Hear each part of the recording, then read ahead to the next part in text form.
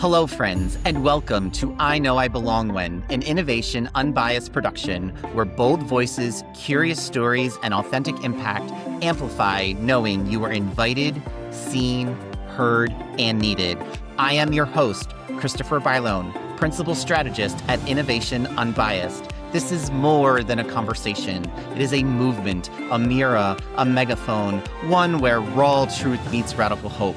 Welcome back to the show. Today, we are not tiptoeing around belonging. We are tearing up the old DEI playbook and rewriting something braver. Our guest is the builder of cultures, breaker of boxes. He is Dr. Cornell.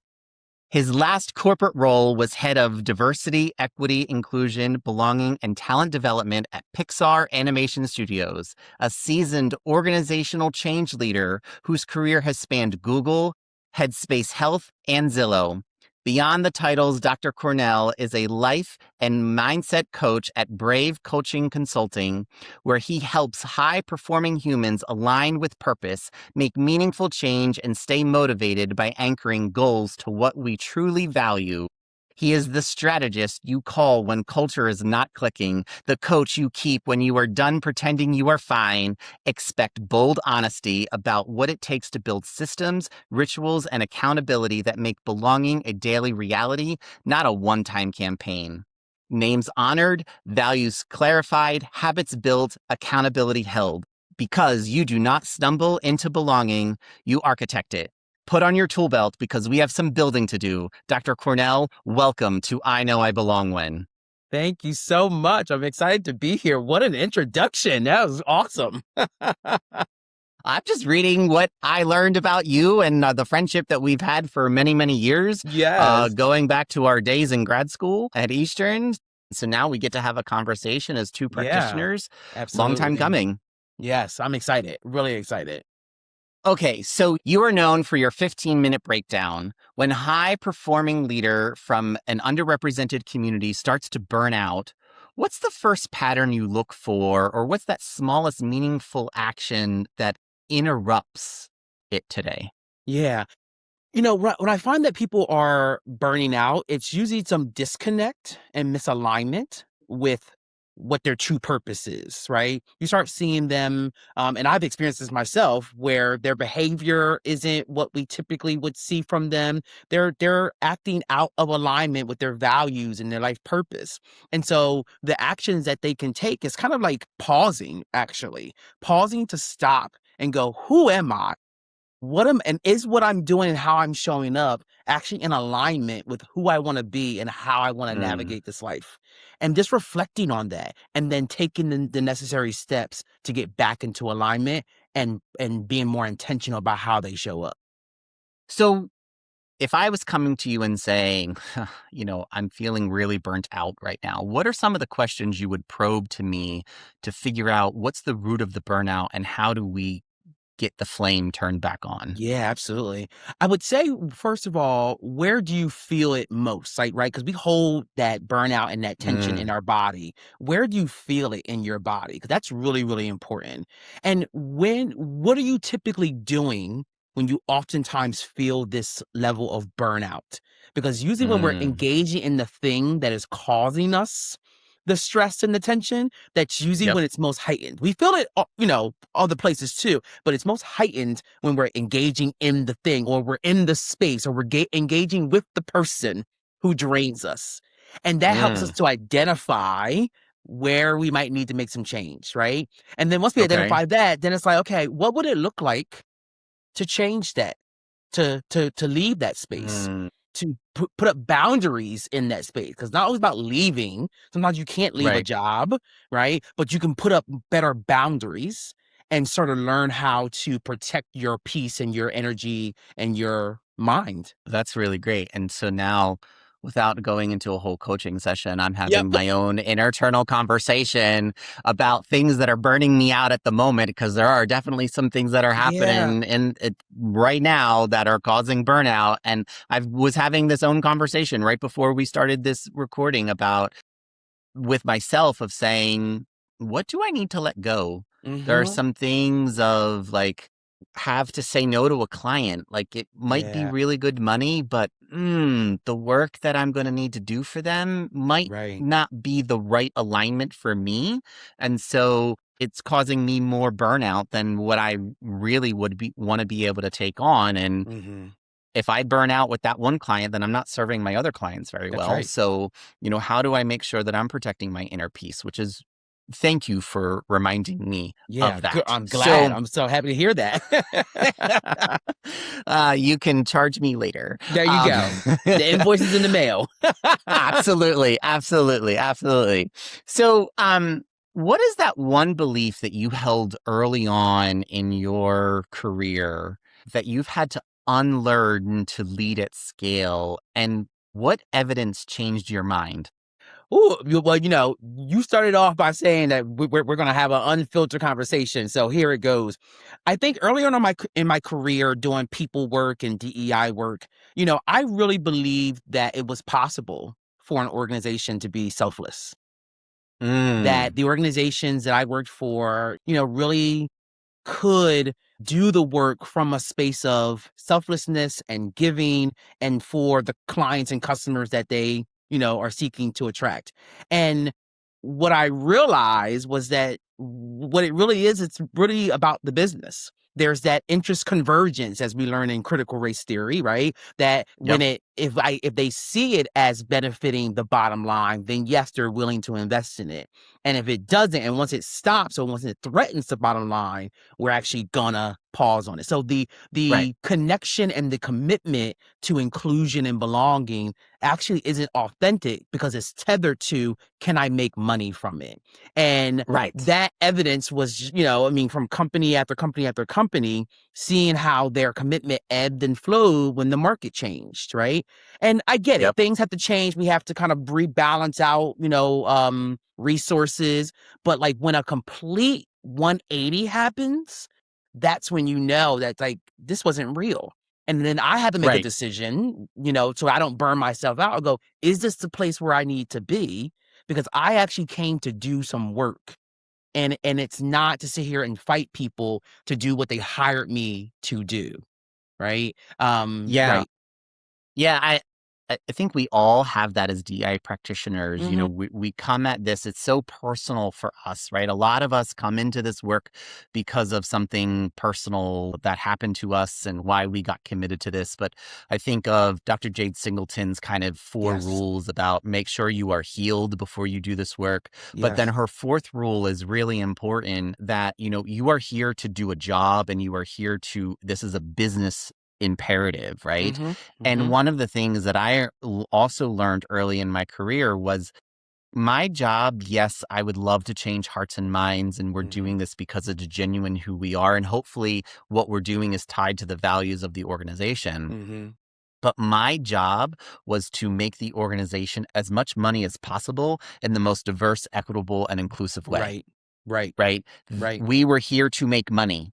We were not, yes, are we trying to change society and do social good? Hmm. Absolutely. But Hmm. at the end of the day, if that stock price doesn't increase, then what are we Nothing doing? matters. Exactly. Right, Exactly. right. I mean, there's a reason why I don't work in a full-time corporate job anymore, right? The Hmm. organization had to make a decision. It was not making the money it needed to make, and it needed to decide on who they were keeping and who they were not. And they exited certain individuals from the organization because they could not afford us anymore, right? And so I was part of that exit. So I totally get it. It is about the bottom line always, Hmm. Yeah. right? Yeah. And internal practitioners, you need to hopefully realize that you're here to improve not just the bottom line, but also the top line, right? Like we got Hmm. to look at that P&L. So if Hmm.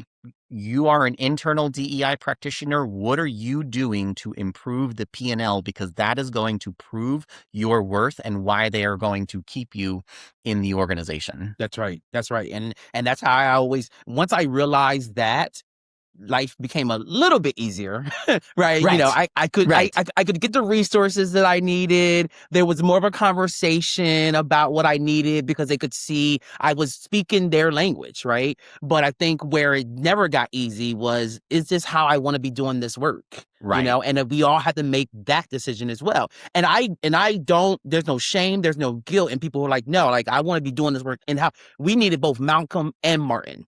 And what I mean by that is Right. that we needed people on the inside, we needed people on the outside, pushing from Right. both sides to make the difference that we want to see. So, you know, we all got Absolutely. to play the role that we feel is in alignment with who we are and how we navigate the world. Yeah, and all the roles are valuable, Yep, right? So that we that's right.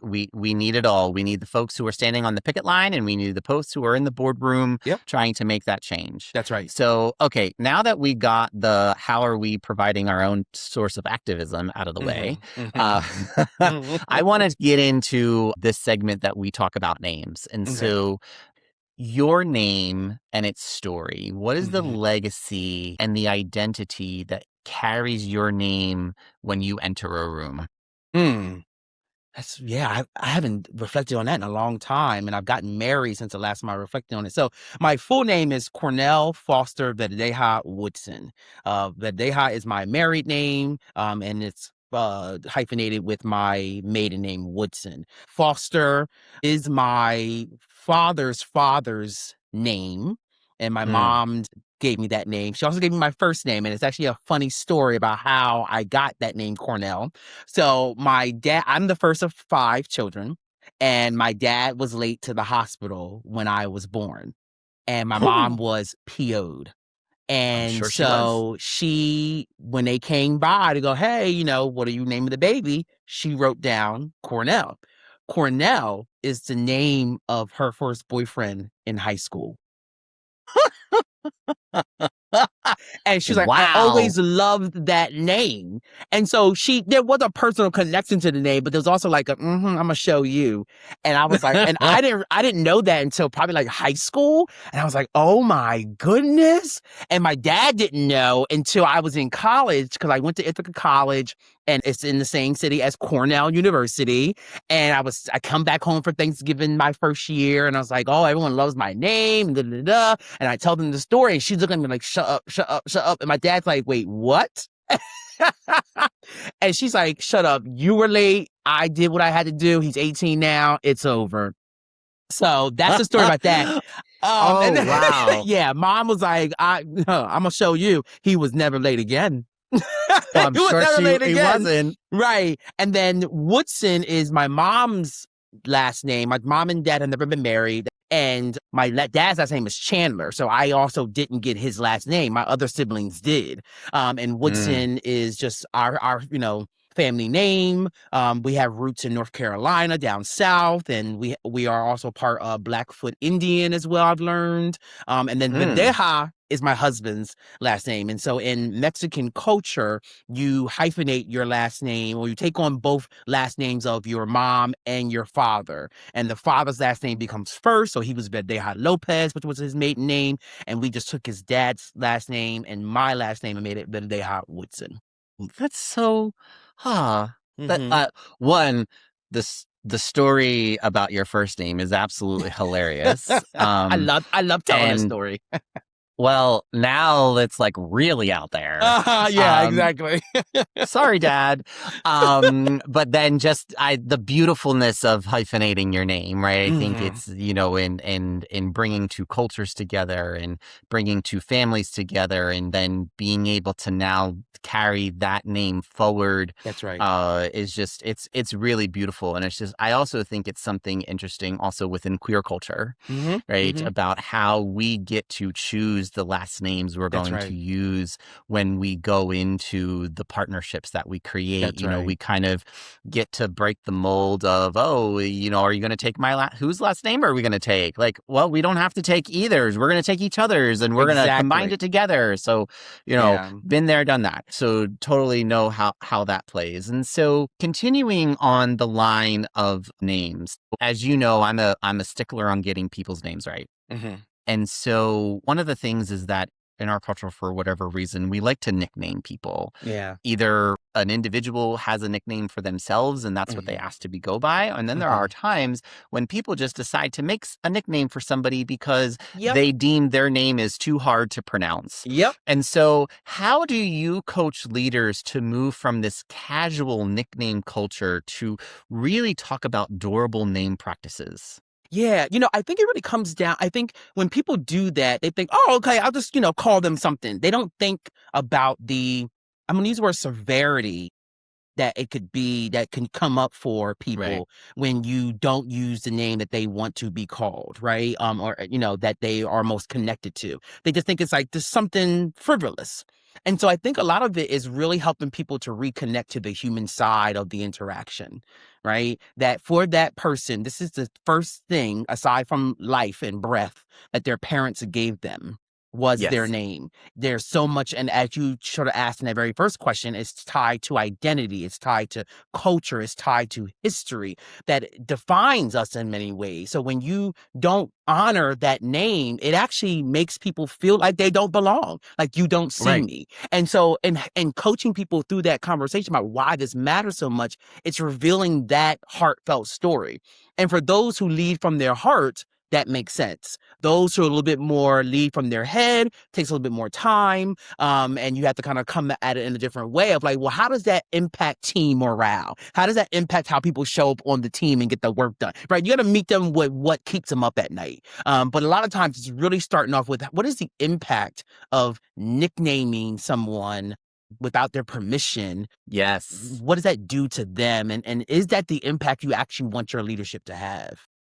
Yeah, no, it's really powerful. I mean, if somebody comes up with their own nickname, then that's what they want to be called, and That's right. that's their power, That's right. right? It also gets into the how are we making sure that we're treating our trans brothers and sisters That's with right. respect when they're saying, "Look, this is my name, and please don't dead name me." So, like, Right. names are important, right? It is the Yes. first thing that that somebody knows who you are when they Mhm. get your name right. That's right. Right, and Right. it's a line of it's not just about respect, it's about finding the place that you know you belong. That's right. And here's the thing, mistakes happen. People Yes. mispronounce things, and that's okay. Are you putting in the effort to get it right? That matters. So I wanna make sure that people are listening, don't think, "Oh my god, I gotta get it right." And if, there are some names, depending on the language and our tongue is used to operating in a certain way, we can't pronounce certain things, but are you putting in the good faith effort to try and practicing it? That's what matters. Yeah, and if you get a mistake, apologize and move on, right? Mhm. Don't make it about yourself, just Mhm. say, "Got it wrong, I'm so sorry," get it right, and move on to the rest of the That's conversation right. that you were going to have. That's right. So, along this line of creating moments of belonging, Mhm. pinpoint that exact moment for you that you were able to say, I belong here. Describe the Mm. signals, the behaviors happening around you, the structures that were there. What happened? Who was Hmm. there? How is that undeniable for you? Probably gonna answer this very differently than other people because I believe that belonging one of the things I've learned in my career is that belonging doesn't necessarily always come externally, and it actually starts Mm, internally. So I yes. don't know that I've had a moment where the external made me feel like I belonged. There was a moment where I realized that no matter where I am, I know I belong there. And that came Mm, with a strong sense of self-confidence in who I mm, am and all parts of me, loving all parts of me, yes. and choosing to show up. Like one of the things that I do, I remember when I was in grad school, I was interviewing for my grad assistantships, and I'm talking about myself, and I said, "Oh yeah, I'm gay." And I remember the person interviewing me, seasoned professional, comes up to me at the end of the day, when we're all together in the room, and they're like, "You just said that. Like you just said you were gay. Like you just put it out there." And I was like, "Yeah." 'Cause I need this group, this space to know that I'm queer and I'm here, and if you want me, you want all of me, right? Right. And I do that in every room. That's what I always say, I come out all the time. I do that in every room I go into. So it really starts with me. and not necessarily the space that I'm in.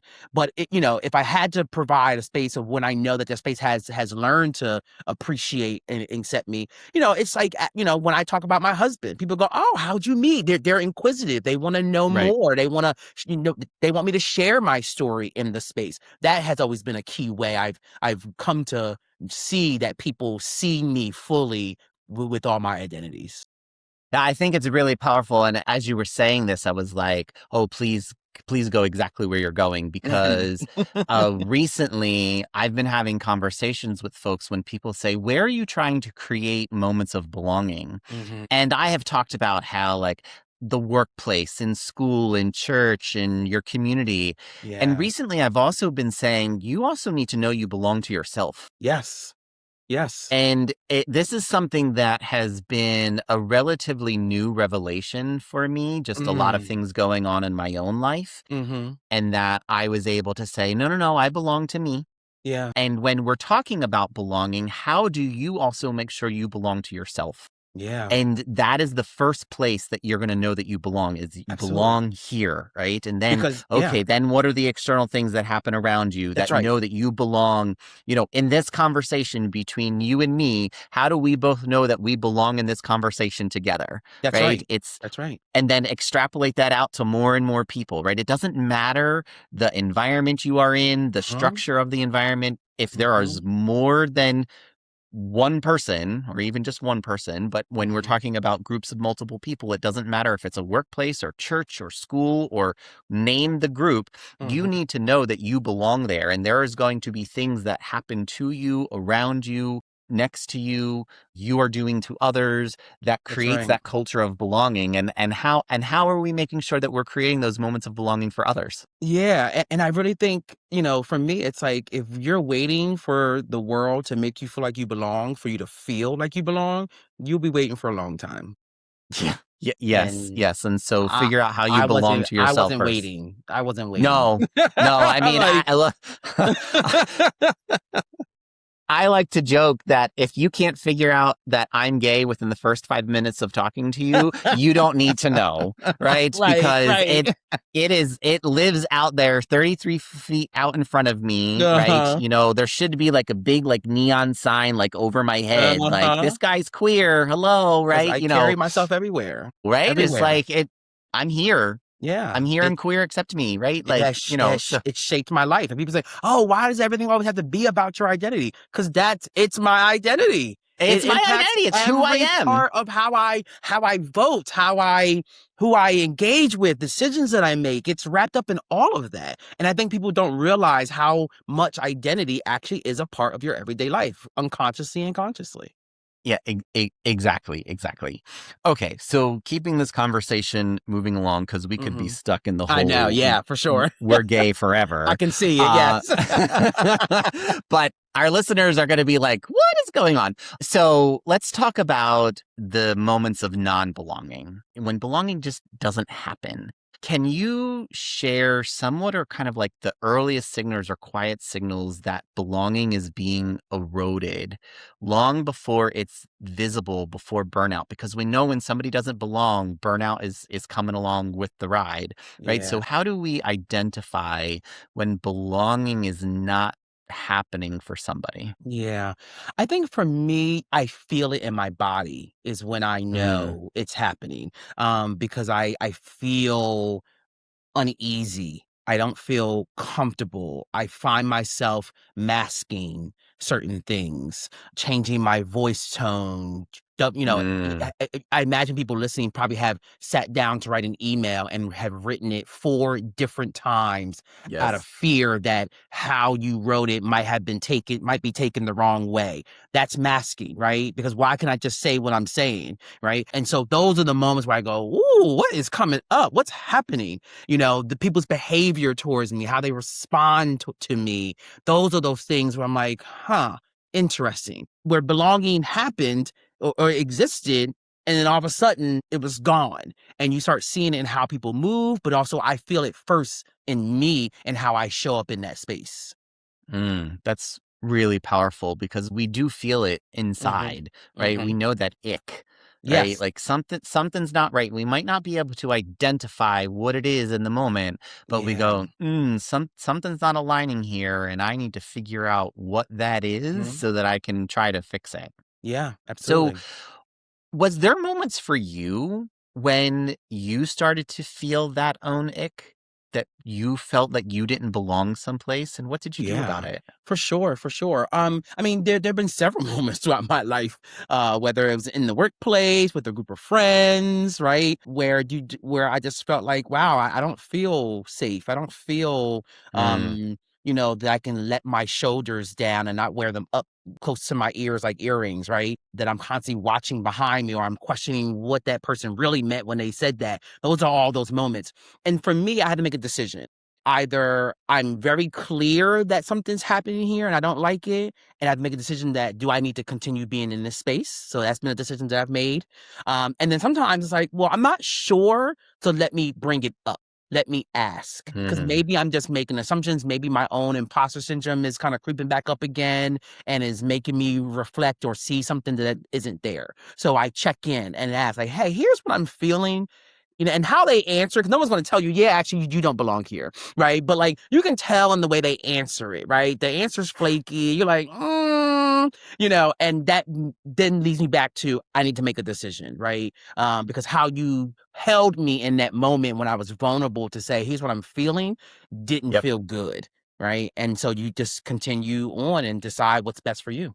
Yeah, no, that's really great. And I think it's also how are we identifying it ourselves so that we're nipping it right at the start, right? So that we Hmm. can hopefully course correct, Yep, be able to raise the flag and say, hey, folks, what you're doing is this is the impact this has on me. that's right. It may be that some people don't even realize the impact that they're having, right? That intent versus impact, right? They maybe didn't intend for you to feel that way, but then Hmm.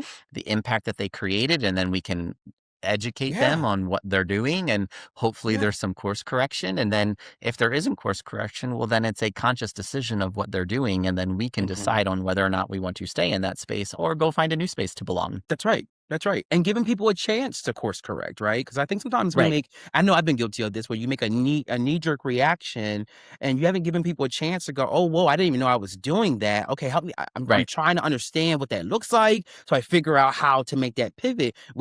And that's our trauma, right? Where we just know we don't want that again. And so we quickly work to Right. kind of like remove ourselves or remove that person from our space. But sometimes it's taking a moment to pause and go, okay, are they trying? And can we work together to like figure this out? I think is really important too. Right, and it's the same way when we're talking about unconscious bias, Mhm. right? Is if Mhm. somebody is truly unconscious about the bias in which they are projecting, Mhm. if we want them to course correct, we have to bring them into the consciousness. Yeah. And so we have to educate them about the actions they're taking and the impact that they're taking or the shadows that they're casting. They might not know that that's the impact that they're having on those around them. Mhm. Bring them into a new educational state, and then hopefully they're purposeful in taking positive actions. Yeah. And so we can't just be always in cancel culture, right? We got to Right. give people a little bit of Right. grace sometimes to say, Right. hey, you made a mistake, fix the mistake. How many mistakes have you and I made? We Oh have my made a goodness. ton, right? Tons. I've made Tons. mistakes today, but if people don't give you the opportunity to fix it, right? Now, some mistakes are irrecoverable, and we Yes. have to own those. Yeah. So hopefully the mistakes we're making are recoverable, but Yep. when they're irrecoverable, you just have to say, well, lesson learned, Mhm. move on, Mhm. and, Exactly. do something else. Exactly. But how are we giving people that opportunity to fix the mistake? Yeah. Yeah. And so that's what I'm hoping that people are taking away from this conversation is that give people the grace to educate them on the mistake, but then also take the opportunity to fix it. Yeah. And it's not about you stumbling, it's about how you get up and That's move right. on from that And situation. and and for the people who are harmed by the mistake, right? What we're not saying is that it is your job to create the container for them, right? And Correct. that it is your job to take control over their growth. We're just saying give them the information, let them go and handle it, and then go take care of yourself. because we Correct. hold on to that pain and that hurt, and it manifests itself in burnout. It manifests itself in tension in the body. It manifests itself in mood swing, all kind of different ways that aren't healthy for us. So to me, it's definitely a both and situation. Right. And the mistake is probably not going to be fixed overnight. It's not. It It's may not. be one where the person is like, whoa, okay, sorry. Yep. I need to go away Yep. and figure out how I'm going to unlearn this bias. Yep. Person who's been impacted, I need to go repair myself and get Mm-hmm. myself into a place that is Yeah. healthy again.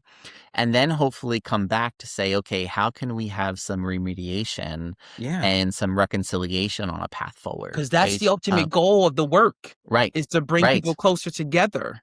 That's the ultimate goal of Yes. DEI work. It is not to divide each other. It is to No. educate each other, help each other create spaces where we all can exist and become closer as a diverse group of people. That's the goal.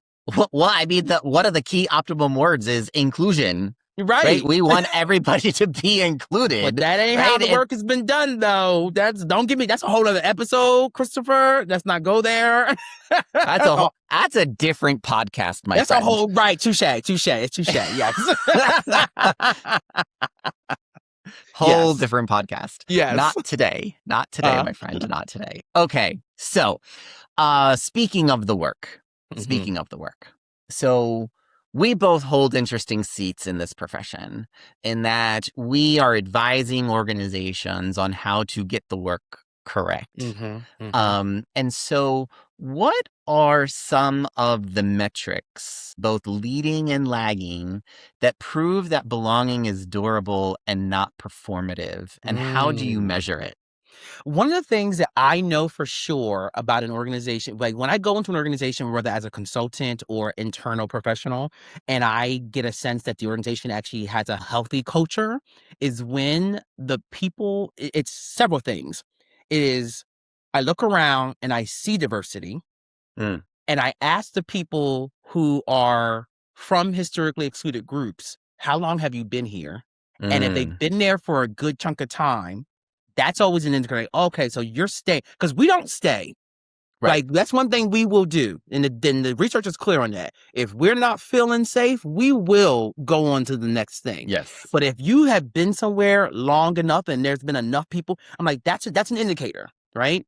And Right. then when people, sort of show up for different things, like they're engaged, they're participating in meetings, they're participating in the activities and the events, like they're showing up consistently because they enjoy being in the space with people. Those are signs to me that, okay, you're not just here to do your work, get your check, and go home. You're engaging much more than is required of you. And those, to me, are always pieces of data that we don't typically report on, that Right. I find are more telling than anything else in my experience.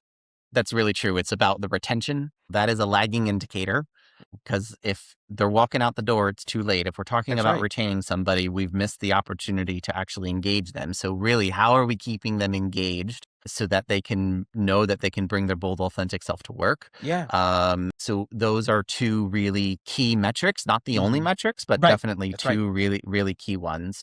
So how do you talk about that to a manager? Right? That frontline manager who, we care about what those numbers are and the retention numbers and what the engagement scores say.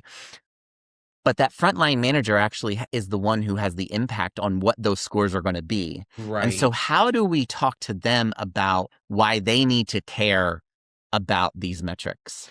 So, I mean, I think that goes back to something I said earlier on. It's like, it really depends on how I approach that conversation with a frontline manager, really depends on how they lead and where they lead from.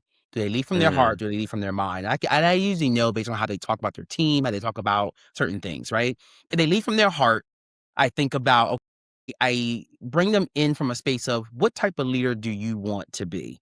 What is the impact that you want to have as a leader? Cool, got it. And usually it's like, I want people to feel good. I want people to come to work excited about what we do and working together. Awesome, right? That's an easy converse transition to have, right? Right. And then you talk about the domino effect. All right, so if folks don't feel that in terms of their identity and who they are, then that doesn't actually meet that goal. And so I can make that connection.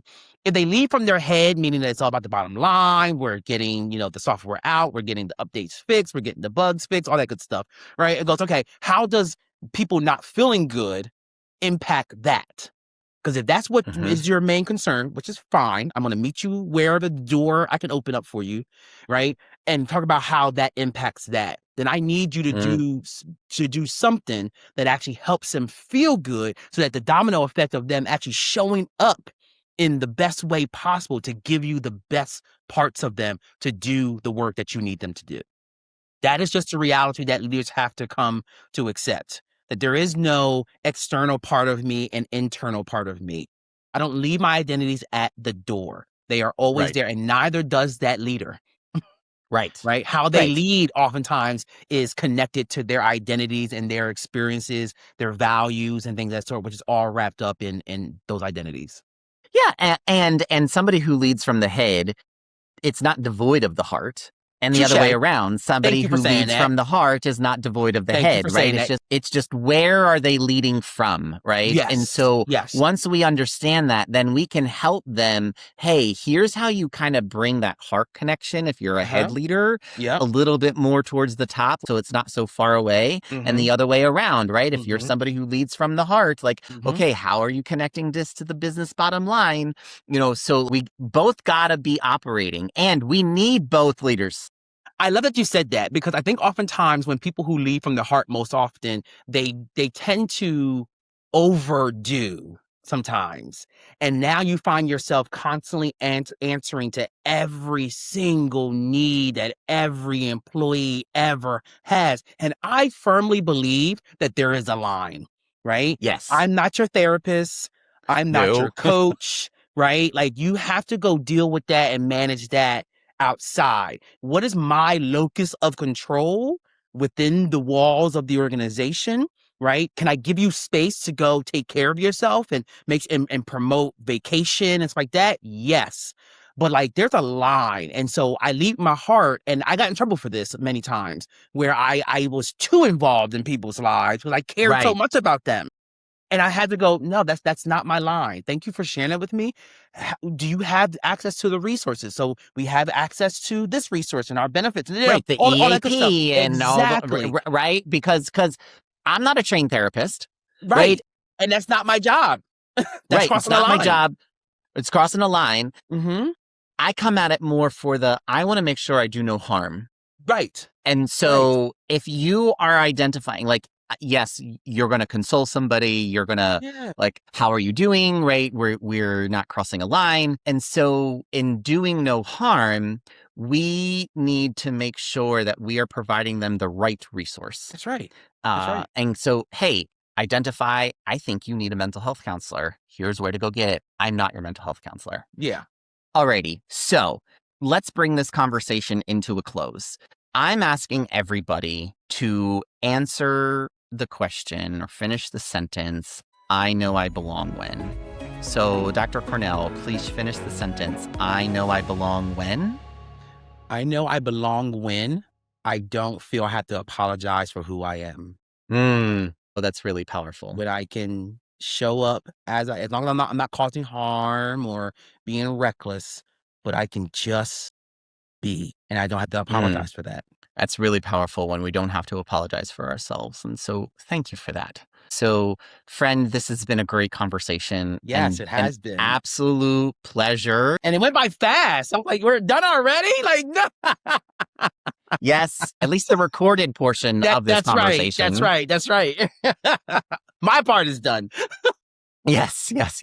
Well, so friends, this is a great reminder that belonging is not a destination. It is a practice, and it starts with listening. So if this episode has challenged you to move outside of your comfort zone, please follow our show, give us that 5-star review you know you want to give, and add a comment about what you will do to champion belonging today. These actions will help amplify the message to others, and we want to hear from you. Finish the sentence, "I know I belong when," and send us a voice note. Your story could open a future episode. Thank you for listening, and know that your bold, authentic self is welcomed, valued, and loved. And until next time, remember, you belong here.